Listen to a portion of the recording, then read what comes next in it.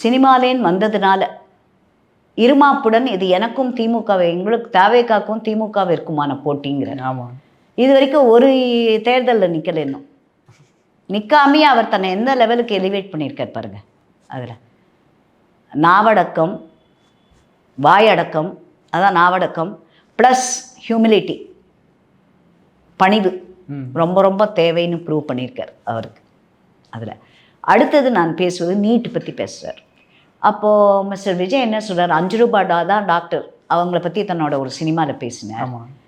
அந்த மாதிரி இவர் 5 ரூபாய்க்கு நடிச்சுட்டு எனக்கு கொடுக்குற பணத்தில் நான் ஏதாவது பண்ணுற தர்மம்னு ஏதாவது சொல்லியிருக்காரு அவர். அதை வச்சு தான் பொழப்பே போகுதுங்க. அது இன்னொன்று நான் கேட்குறேன், அவர் என்ன சொல்ல வருகிறார், நீட்டினால் பயனடைந்த ஏழை எளிய மக்கள், ஒரு ரிக்ஷாவாலோட ஒரு குழந்தை, முதல் கல்லூரியில் முதல் கிராஜுவேட், படிப்பறிவில்லாத ஒரு குடும்பத்திலிருந்து முதலில் நீட் எக்ஸாம் எழுதி மருத்துவ படிப்பிற்கு தேர்வாகி இருக்கும் ஒரு குழந்தை, ஒரு நரிக்குற குடும்பத்திலிருந்து வந்திருக்கும் ஒரு குழந்தை, தினம் பார்க்குறோம் நம்ம அந்த நீட் ரிசல்ட் வந்தோடனே இந்த மாதிரி அவங்க தேர்வாகி இருக்கிறார்கள்னு.